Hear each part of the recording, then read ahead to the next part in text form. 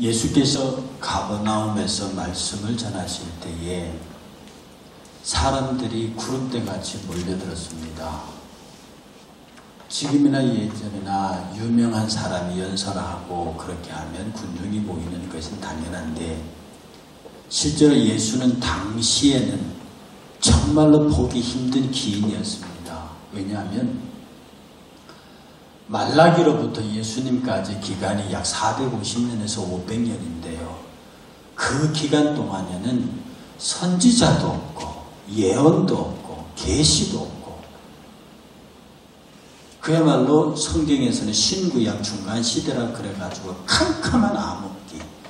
그러니까 이스라엘 백성들이 어떻게 하지를 못해서 그때 미드라시라는 것도 만들어내고 탈무드라는 것도 만들어내고 그들의 장로 유전도 만들어내고 해서 계시도 없고 선지도 없고 예언도 없어서 그 깜깜한 마당에 어떻게든 그들의 신앙을 지켜보려고 부단히 발부둥 치면서 여러 가지 유대교들의 경전에 가까운 책들을 만들어냈습니다.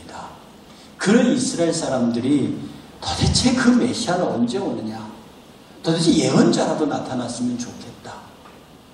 여러분이 아시는지 모르겠지만 이스라엘 사람들이 예수를 십자가에 못 박았잖아요. 그게 왜 그러냐 하면 너무도 간절하게 메시아를 기다리기 때문에 예수를 죽인 겁니다. 너무도 간절하게. 근데 진짜 메시아가 왔는데 못 알아본 거죠. 오죽했으면 세례요한 보고 당신이 메시아입니까? 이렇게 물었단 말이지. 그러니까 당시에 이스라엘 사람들은 조금만 능력 있고 조금만 힘 있어 보이고 조금만 권위 있어 보이면 어느 쪽에서 당신이 메시아입니까? 이렇게 물었어요. 그만큼 말라기부터 예수 사이에 그 캄캄한 시대에 아무것도 없던 시절에 예수께서 나타나셨는데 그 등장부터가 범상치 않습니다. 막 베다니에서 세례를 받으시는데 하늘이 갈라지고 비둘기가 내려와서 이는 내 사랑하는 아들이라 그러질 않나.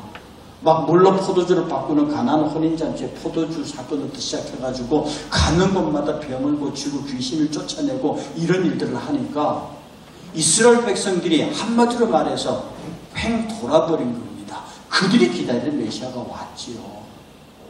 그러니 이스라엘 사람들이 예수가 가는 곳마다 인산인으로 몰려들었습니다. 그런데 예수께서 방 안에서 강의를 하고 있는 그때에 중풍병자 걸린 친구를 둘러매고 온 중풍병자 친구들이 있었습니다. 여러분 그냥 생각해 보셔야 됩니다. 어떤 유명한 분이 집안에 있는데 온 집안을 둘러싸고 도대체 들어갈 수가 없어요. 지금 같으면 지붕 뜯을 생각도 못하죠. 콘크리트를 어떻게 깹니까? 그런데 이스라엘의 지붕은 그냥 풀 얹어 놓은 거거든요. 그냥 저기 나무 얹어 놓고 그 위에 그 소금 섞은 흙을 갖다 얹었단 말입니다. 그 예수님께서 맛없는 소금을 발로 밟힌다는 그 흙이에요. 그 유대인들의 흙은 암염입니다. 그래서 쭈삣쭈삣 쏟아 있는데 거기에 비가 내리고 막 그렇게 하면 이 소금 기둥에서 짠기들이 다 빠져나가지고 그냥 소금 덩어리만 남습니다. 깨서 물어보면 약간 소금이라는 것만 알지 소금으로서는 전혀 쓸데없는, 그러니까 버려야 되는 소금이 되는. 근데 그게 땅에 들어가면 땅을 단단하게 한다고요. 여러분 그 정부나 테니스 좋아하시는 분들 테니스장 그 흙으로 된 거 가지고 소금 뿌리거든요. 그러니까 그렇게 들어가면 단단해지니까 이스라엘 사람들이 지붕 위에는 그렇게 해서 그 나무 원구 그 위에 그런 거 얹어가지고 만든 지붕이니까 뜯어내기가 좋습니다. 이 사람들이 와서 보니까 도대체 그걸 메고는 들어갈 자신은 없고, 그래서 할 수 없이 그 지붕에 올라가 지붕을 뜯어버립니다. 여러분 이게 믿음으로 여러분이 이걸 읽으니까 그 믿음으로 읽어지지요. 그게 얼마나 경우 없는 짓입니까? 그게 지집입니까? 뜯게. 주인이 뜯으라 했냐고요. 사람들이 모여서 다 말씀을 듣고 있는데 갑자기 막 지붕이 뜯깁니다. 그 예수님이 얼마나 황당했겠습니까? 다른 주석에는 이런 내용이 있습니다. 그때에 이 성경말로 성경 출석 쓴 사람들입니다. 그 편이 너무 재밌어요. 그때에 유다의 눈이 휘둥그리기 시작했다. 유다는 생각했다. 우리가 일을 벌리고는 이 자리에 저 사람들이 저희를 저질렀으니 저희는 우리의 책임이다. 아, 이것을 변상하는데 돈이 얼마나 들까? 큰일 났다. 그런 주석이 쓴 사람도 있습니다. 그러니 예수님이 집안에서 설교를 하고 있는데 집 앞 바깥에 지붕을 누가 뜯으니까 그게 얼마나 심각한 일이 일어났겠습니까? 그러니까 예수님께 설교하다 말고 쳐다보니까 위에서 뭐가 주렁주렁 내려오거든요. 그거 한번 상상을 해보십시오. 말씀 전하고 있는데 지붕이 뜯기더니 그 광주리가 내려온 게 아니에요. 침상이 내려와요. 침상이. 그 예수님 보고 기가 막혔을 거라니까.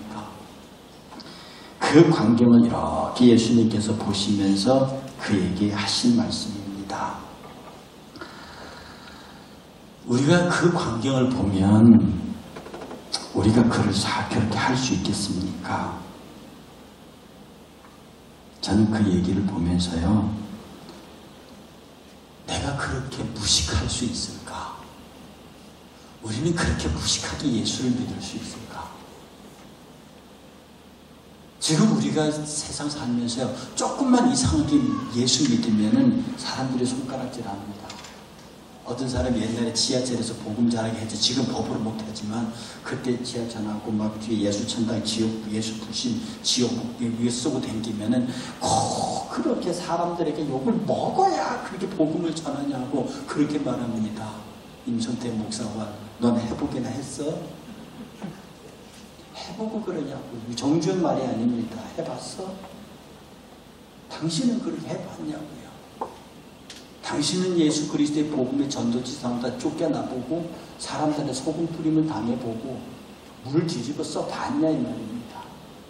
그렇게 한 번도 안 해봤으면서 정말로 상식을 초월하는 그런 엄청난 일을 하고 있는 사람에게 우리 그리스도인은 그러면 안 됩니다. 그리스도인 그러면 안 됩니다. 여러분 중에 서울 지금도 있어요. 서울역 가면 딱 미친 사람 소리도 있죠. 예수 천당 불신 그 마이크 들고 다니는 사람. 그 사람 등 한번 두들겨 주는 게 그렇게 힘이 드십니까? 그 사람이 이렇게 하고 있는 것보다는 이 예수님 설교하시는데 지붕 뚫고 들어가는 사람이 더 미친 사람이에요. 더 무리한 사람이에요. 더 반사회적인 사람입니다.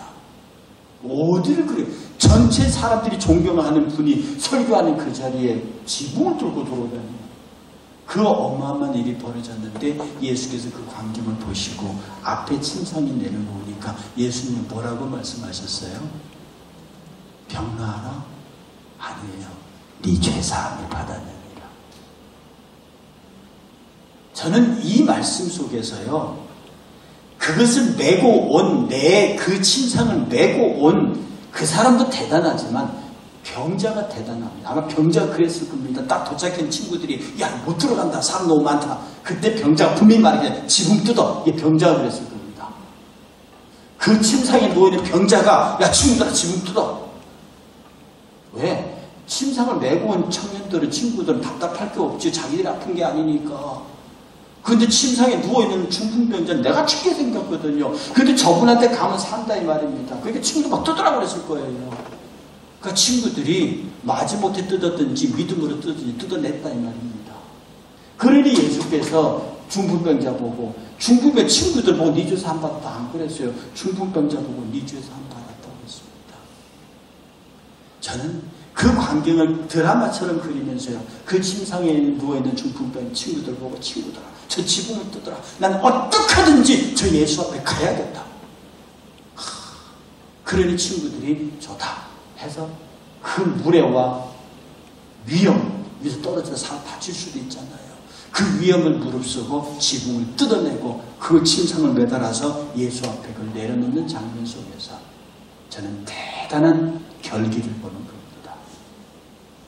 노사도 바울이요 이제 자기 죽음을 예감합니다. 그가 곧 목배임을 당할 것이라는 것을 알지요. 그러니 이 디모데 후서는요 그의 믿음의 아들, 그의 후계자, 그가 진실로 사랑했던 사람, 믿음의 아들 같은 디모데에게 편지를 쓰면서 디모데후서 4장을 그에게 남깁니다. 그가 뭐라고 말하느냐? 하나님 앞과 살아있는 자와 죽은 자를 심판하실 그리스도 예수 앞에서 그가 나타나실 것과 그의 나라를 두고 엄히 명하노니.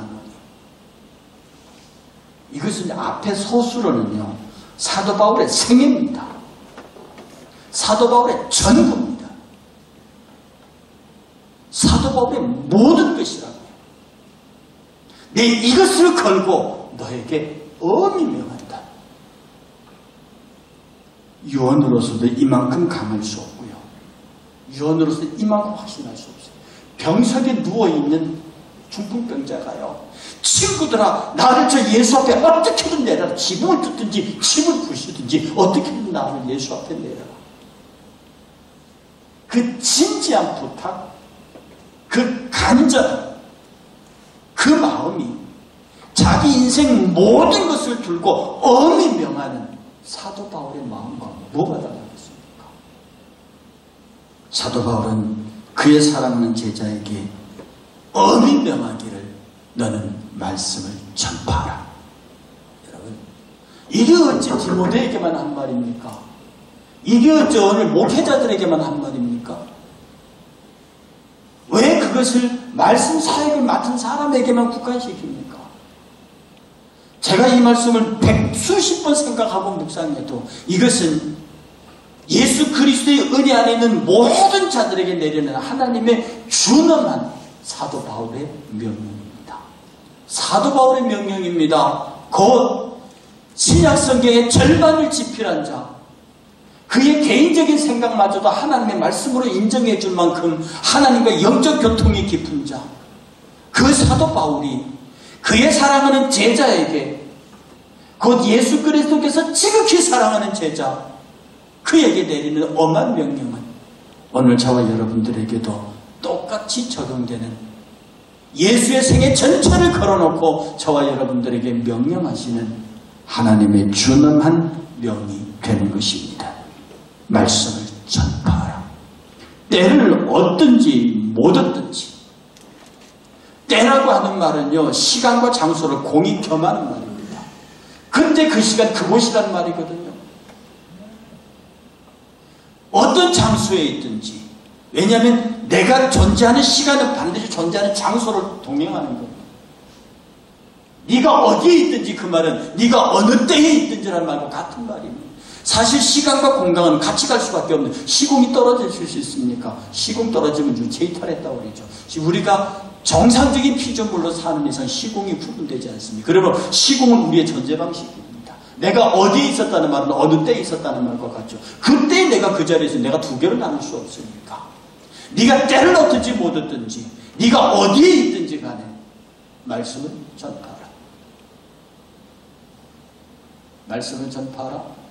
말씀을 가르쳐라. 말씀대로 살아라. 말씀을 보여줘라. 말씀의 역사를 일으켜라. 모든 것이 포괄된 말씀입니다. 사람들은 말씀을 그냥 잘 가르치려고 합니다. 무슨 소용이 있습니까? 누가 몰라서 그걸 못합니까? 말씀은 말씀만입니다. 사건입니다. 말씀은 사건을 일으켜요. 역사를 일으키지 못하는 말씀, 그건 문자죠. 보여주지 못하는 말씀, 맛보게 하지 못하는 말씀, 그것이 부딪혀서 깨트려지지 않은 다이나믹이 되지 않는 말씀, 무슨 소용이 있습니까? 세상의 일반적인 교훈을 듣고도 사람이 감동을 받습니다. 세상의 유명한 선인들의 책을 읽고도 사람이 감동을 받는다. 그런데 하나님의 말씀을 전하는 자들이 머리에 있는 것으로, 여러분이 세상의 삶을 살 적에 그냥 예수 믿고 예수 찬양, 그것보다도 실제로 여러분 삶 전체가 언어로부터 생각으로부터 행동으로부터 일체가 말씀 전파의 메커니즘을 갖고 있느냐 이 말입니다. 백합화는 툭 치면 향기 납니다. 장미 툭 치면 향기 난다고요. 장미를 잡아 훑으면 여러분 손에 가시에 상처가 납니다. 그 장미가 정상적이기 때문에 그렇습니다. 여러분들의 일체의 삶의 과정이 오늘 디모데가 명받은, 너는 때를 얻든지 못 얻든지 어디서 무엇을 하든지 말씀을 전하고 말씀을 가르치고 말씀을 보여주고 말씀을 맛보여주고 말씀을 적용하고 하는 이 말씀과 갖는 삶 자체를 그대로 실행하라는 뜻입니다. 여러분들은 말씀을 전하라는 말은 단순히 전도라는 말로 이해합니다. 너무 좁습니다. 말씀이 너로 하여금 지배하게 하라. 말씀이 너로 하여금 지배하게 하라. 이 말을 뒤집으면 네가 말씀을 사용하라는 뜻입니다. 말씀을 전파하라, 말씀을 사용하라는 뜻입니다. 하나님의 말씀은 좌우의 날선 검이라고 그랬습니다. 하나님의 입에서 나온 칼이라고 그랬습니다. 성령의 검이라고 그랬습니다. 성령이 내 안에 들어오셔서 내 안에서 내가 이 말씀을 사용한다는 뜻은 성령께서 내 안에서 말씀을 사용하신다는 뜻입니다. 엄히 명한다고 그랬습니다. 사용하라고 그랬습니다. 아까 우리 성경 공부할 때 기적에 대해서 말했습니다. 기적. 통상의 자연 법칙을 헐지 않으면서 역사 속에 개입하시는 하나님의 특별 동작입니다. 하나님께서 초월에 계시는 하나님께서 나에게 내 삶에 들어오신다고, 나와 함께 하신다고요. 그간 내가 함께 하신다는 증거가 뭡니까? 그게 기적입니다. 이 3차원을 창조하신 3차원 밖에 계시는 피조물이 아니시고 창조물이신 그 초월하신 하나님이 지금 나와 함께 계십니다. 그것을 얘기하는 것이 말씀을 전하는 것이에요. 그 증거를 보여주는 것이 바로 말씀을 증거하는 사람들입니다. 예수 믿는 것은 증거하는 것이 많아요. 제가 유 목사님의 마음을 아프게 했다는 신학규제를 강의 내용 아십니까? 목회자의 무능은 죄악이다. 제가 한두 번 한 얘기가 아닙니다. 목회자의 무능은 죄악입니다. 그게 무슨 뜻입니까? 목회자가 무능해서 성도들의 가슴 속에 복음을 심지 못하면 그 죄를 어떻게 갚을 거냐고요. 목회자가 하나님 앞에서 반듯하게 교회를 양치지 못하고 성장시키지 못하면 혼란의 그 하나님 앞에서 그 어떻게 계산하려고 하느냐고요. 목회자가 도대체 무슨 죄를 짓겠습니까? 목회하는 사람이 무슨 죄를 지을 수 있겠느냐고요. 무능한 죄밖에 지을 게 없습니다. 명백히 말해서. 그러므로 성장하지, 제가 지금 이 교회 성장을 책임지고 있으면서도 하는 말입니다. 목회자의 무능은 죄라고요. 장로들의 무능은 죄입니다. 더 높이면 집사 권사님들은 무능도 죄입니다. 답게 살지 못하는 것은 죄라고요. 그 뭐냐? 말씀을 전파하라는 말씀 앞에 죄인들입니다. 우리가 예수 그리스도 안에서 십자가로 말미암아 모든 죄가 용서받았습니다. 우리 천국 시민입니다. 그 다음 문제가 뭐냐? 내가 천국의 법에 합당하게 살아야지요. 내가 어느 학교에 입학을 했습니다. 시험 쳐서 입학했다고요. 그 다음에는 문제 뭡니까? 그 학교의 학칙을 지켜야 한다고요. 우리는 그리스도인이 되었습니다. 예수 그리스도를 믿어 세례받아 하나님 백성이 되었으면 끝입니까? 다 천당 갑니까? 그럼 하나님은 회개라는 걸 왜 주셨는데요?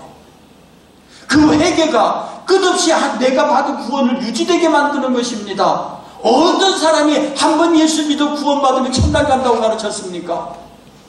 복음에는 그런 게 없습니다. 명백하지만 예수를 믿음으로 천당 갑니다. 누구든지 예수 믿으면 천당 갑니다. 천당 갑니다. 그 조건이 뭐게? 네가 하나님의 나라를 많이 피 흘리게 싸워야 하리라. 너의 구원을 지켜라. 너의 구원을 이루라. 무슨 말입니까? 끝없이 우리는 회개의 길을 가야 한다는 거예요. 끝없이. 그 회개의 길에 도상에 있는 게 뭐냐? 싸움이라는 겁니다.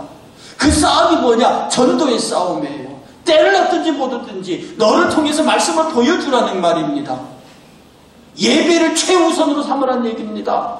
하나님의 백성으로 삶의 태도를 최전선으로 내보내라는 겁니다. 그리고 세상 일을 하라는 것. 그 세상 일조차도 하나님의 영광을 위해서 하라는 거죠. 그 세상 일조차도 하나님의 복음을 위해서 하라는 것이죠. 그러므로 제가 하나님 앞에서 매일마다 우는 것은 내가 목회자로서의 무능의 죄를 짓지 않기를 원한다. 우리 교회 장로님들이 하나님 앞에서 무능한 장로로 불리지 않기를 위해서 기도한다. 우리 교회 집사 권사님들이 하나님 앞에 무능의 죄를 짓지 않기를. 하나님의 말씀은 능력에서 좌우에 나서 어떤 것보다도 예리하다고 해서 할 수 있거든요. 무슨 말이냐? 믿는 자에게 능치 못할 일이 없다 그랬어요. 이 말씀들을 부여잡고 있는 자들의 무능은 용서가 안 되는 거죠. 그러므로 목회자들은 아침마다 설 때마다 자기의 무능을 회개해야 합니다. 성장하지 못한 건 죽었다는 얘기 아닙니까? 이 땅의 그리스도의 목회자들이 울어야 하는 이유가 거기에 있습니다. 어떤 이유와 어떤 변명으로도 그것은 용서되지 않는 겁니다.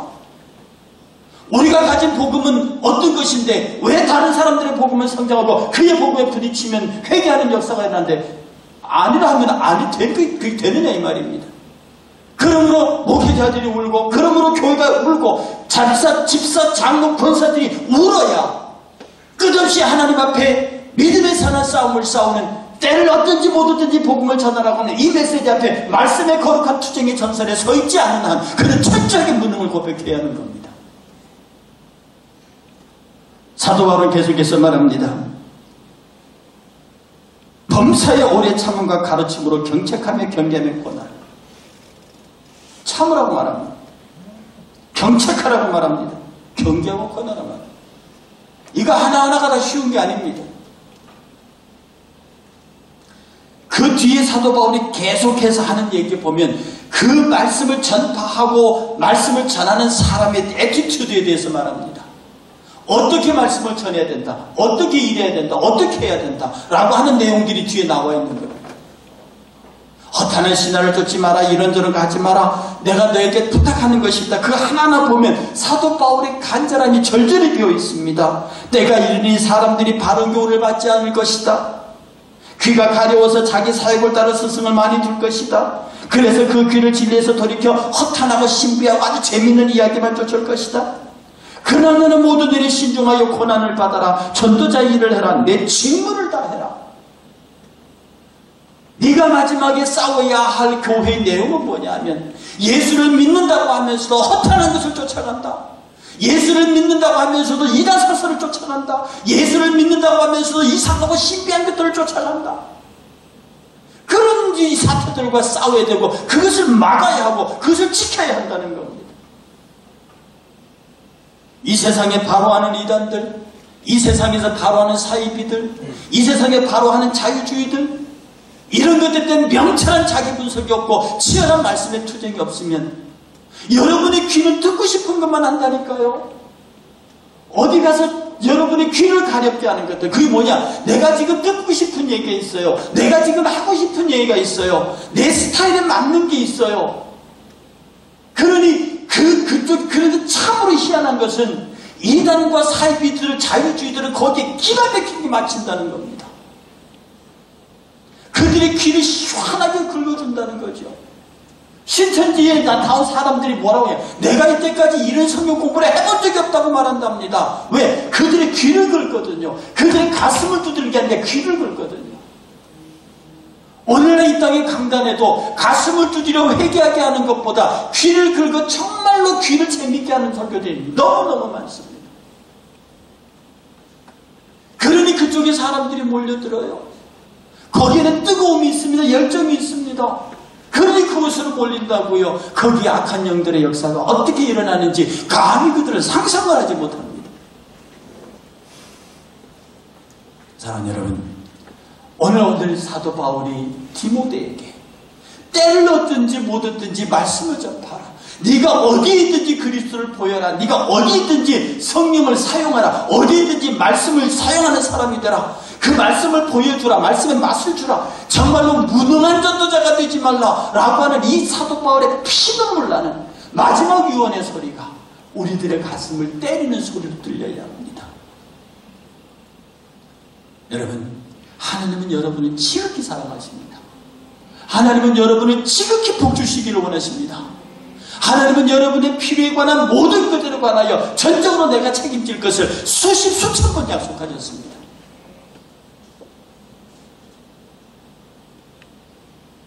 이 세상에 이렇게 많은 새들의 먹이, 우리 지금 세계 제일 부자가 이 지구상의 새들의 먹이를 사면 7일을 먹일 수 있답니다.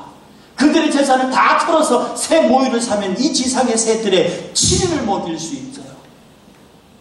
우리 하나님께서는 태초의 창조를 지금까지 굶어 죽었다는 새 얘기는 없습니다. 천재지변 때문에 그런 것 빼고.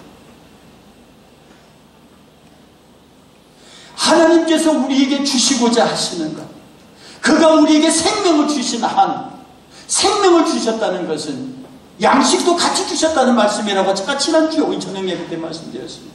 내가 생명이 있는 한 그가 내게 양식을 주셔요. 생명 주시면서 양식 안 주시는 경우가 어디 있습니까?